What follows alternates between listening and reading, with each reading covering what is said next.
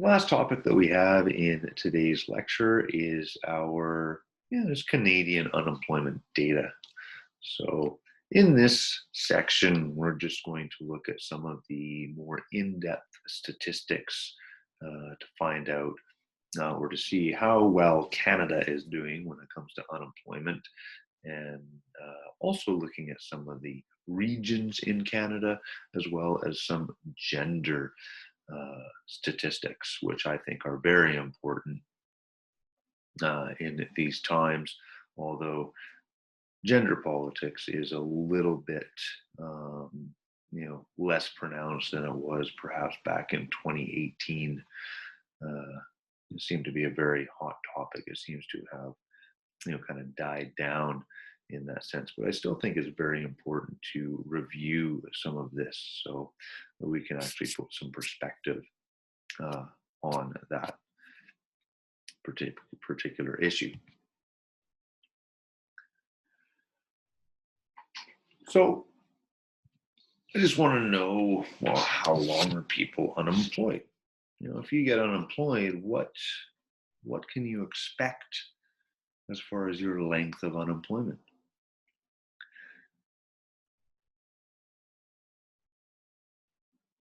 Well, it seems that most people are able to find a job in just a few months. Right? So 3 months is actually quite a long time if you're living in that 3 months. If you are the person unemployed for 3 months, that can actually seem like quite a bit of time. But ultimately, in the grand scheme of your life, 3 months isn't really too bad. And we see that 60% of Canadians um, will find a job within that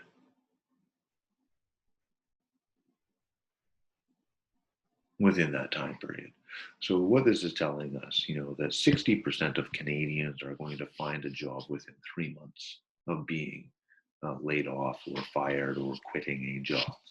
Right? So actually not too bad. And we find that 33% will actually have a job within a month. Right? So there are people out there who really don't have any problems in finding a job. 1 out of 3 will find a job pretty much immediately. We see that the average is 18.8 weeks. And for those of you doing the math, you'll know that that seems to be around 4.5 months. So you're thinking to yourself, if the average is 4.5 months, how can 60% have a job within 3 months? Well, this is the type of distribution. This is a skewed distribution.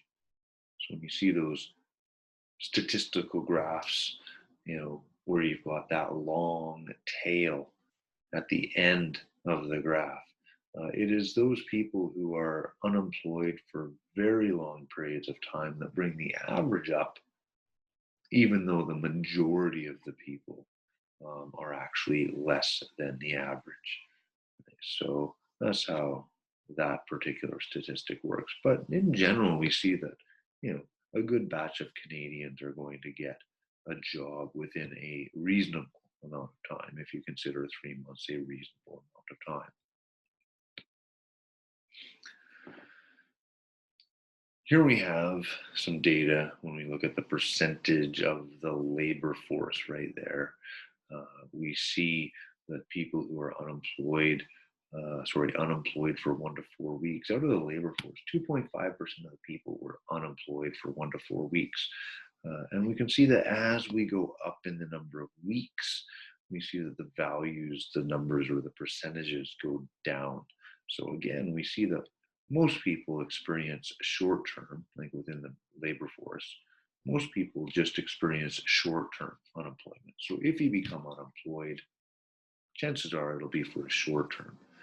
Some people here is 0.8%. So basically, 8 out of 1,000, I guess is that number, 8 out of 1,000 are unemployed for more than a year, which could be very, very discouraging And we see discouraged searchers is actually at about 2 out of 1,000. So these are the individuals that basically say, forget it. I can't look for work anymore. I am done. It is too hard. So most most are unemployed for a very short time. Here we see men and women when it comes to labor force participation rate. All right. So notice that in the 50s, the labor force participation rate for men was quite high, whereas for women it was generally quite low. Uh, and over time, we see that the labor force participation rate for women has increased, whereas for men it has decreased. And we actually see both of these stabilizing out with the men participating in the labor force more than the women. So this is definitely a kind of a gender issue that we could discuss more in depth. So we still find that more women choose not to actually have paid jobs compared to men, although, like I say, this has become a little bit more close. The reason that we see the decline in the labor force participation rate for men is primarily because Canada has an aging population. Right? So more people are getting older, and we're not replacing that population with young people. So the number of old people in Canada is increasing over time, over this time period. So we see that decreasing labor force participation rate. We'd also mm, look at the number of students as well. All right, so the number of people going to college is increasing, and therefore that can contribute also to the lower labor force participation rate.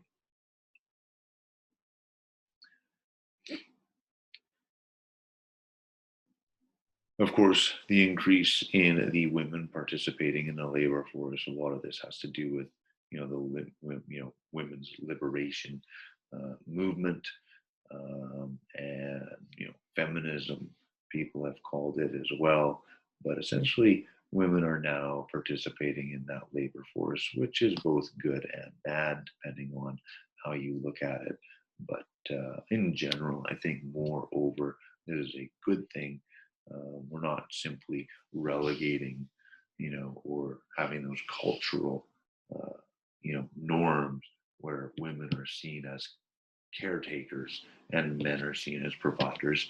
We're seeing a little bit of a different attitude towards the genders. But again, we still see that a lot of women, compared, or more women than men, choose to stay at home and take care of children, perhaps.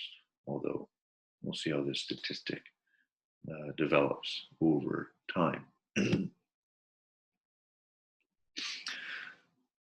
Something that people might use if they want to, dispel the, some of the arguments about sexism in the workplace uh, would be right in these data.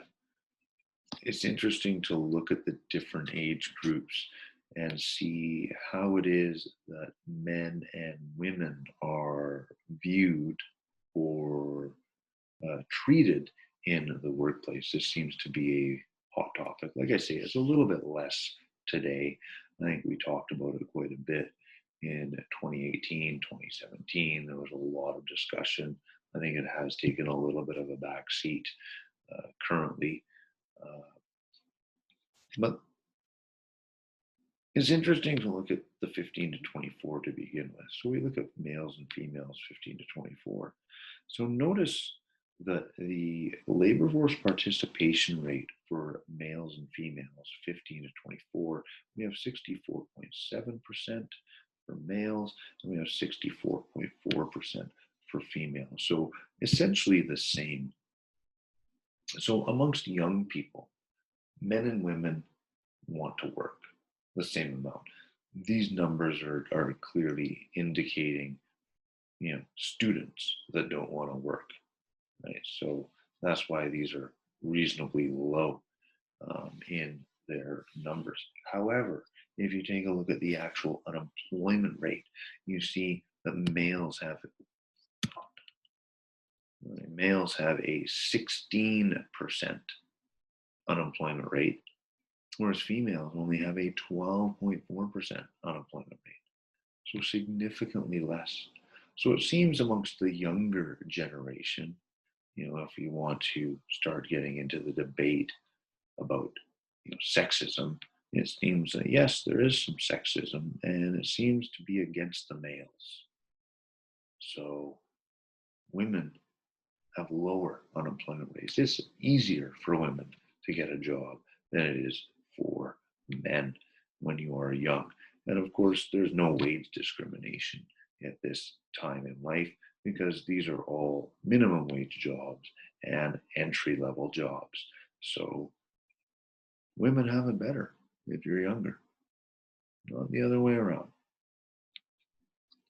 When we look at 25 to 44, we see that the participation rate is 91.3 for males, and we see this 82 for women. So women, even in this Generation X and millennial generation, women do not want to work as much as men want to work.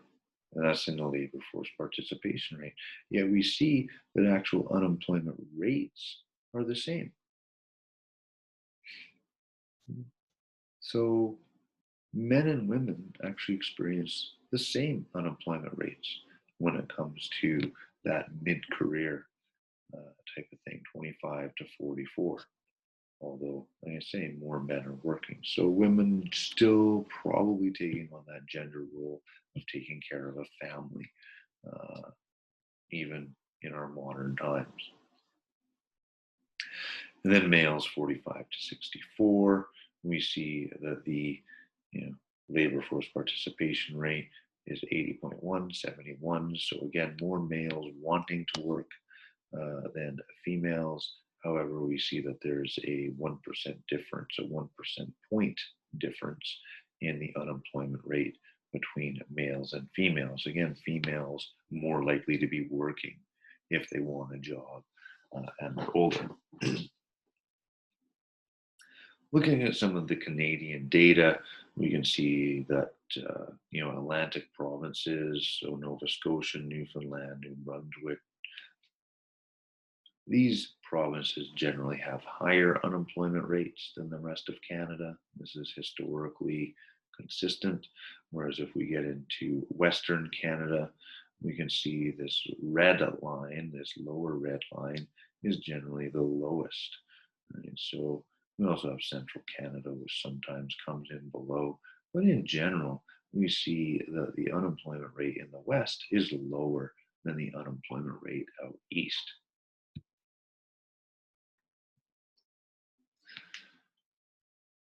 So what did we learn today? Well, we talked about some definitions. We learned about our basic statistics that we use for unemployment. And we also saw later in the lecture, some of the more in-depth statistics that we can actually gather from the reports that are received by the government. We see that we have some different types of unemployment: cyclical, frictional, structural, seasonal. These are our four main categories. And of course, we have that natural rate of unemployment, which is kind of a made up term, if you will, or a statistical term when we smooth out the cyclical unemployment. We talked about some government funding that can help people become unemployed, or that can help people become employed if they are unemployed. And so unemployment, again, a very important statistic. It definitely is, on a personal level important. People want to work, they want to feel like they're contributing, and they want to go out and enjoy life. And employment actually does those things. So that's it for today's lecture. So we'll see you here for the next lecture series. Have a good day.